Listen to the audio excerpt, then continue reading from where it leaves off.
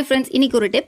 நம்ம வீட்டில் தேங்காய்லாம் யூஸ் பண்ணிவிட்டு இந்த கொட்டாங்குச்சிகளை வேஸ்ட்டாக தூக்கி போட்டுருவோம், இல்லைனா இடைக்கி போட்டுருவோம். அந்த மாதிரி செய்யாமல் நம்ம வீட்டில் இருக்க கொட்டாங்குச்சிங்களை ஒரு சூப்பரான ஒரு ஆர்கனைசிங் ஐட்டமாக வந்து ரெடி பண்ண போகிறோம். எப்படி செய்கிறதுன்னு பார்க்கலாம் வாங்க. ரொம்ப யூஸ்ஃபுல்லாக இருக்கும், ட்ரை பண்ணி பாருங்கள். ஃபஸ்ட்டு ஒரு 2 கொட்டாங்குச்சி எடுத்துக்கலாம். ஒரு கொட்டாங்குச்சி கீழே நல்லா உட்கார்ற மாதிரி இருக்கணும். அந்த கொட்டாங்குச்சியில் இருக்க நாரெல்லாம் ஃபுல்லாக க்ளீன் பண்ணிவிட்டு நான் மஞ்சள் தடவி வச்சுருக்கேன். அடுத்து இன்னொரு கொட்டாங்குச்சியும் எடுத்திருக்கேன். அதில் வந்து மேலே வந்து குடுமி இருக்குது. அதை அப்படியே வச்சுட்டு ஃபுல்லாக வந்து எல்லாமே க்ளீன் பண்ணிவிடுங்க நாரை. அதில் வந்து மஞ்சள் தடவி இருக்கேன். அந்த 3 கண்ணில் ஒரு கண்ணை வந்து திறந்து விட்டுருக்கேன். அவ்வளோதான்.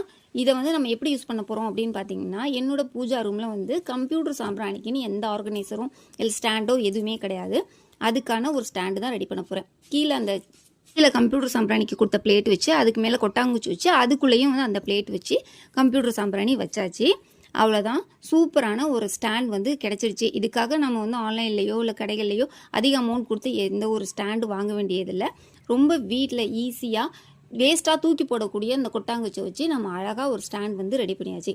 மேலே அந்த லெட் வச்சு க்ளோஸ் பண்ணிட்டிங்கன்னா அந்த ஹோல் வழியாக அந்த புகை வந்து வெளியில் வரும்.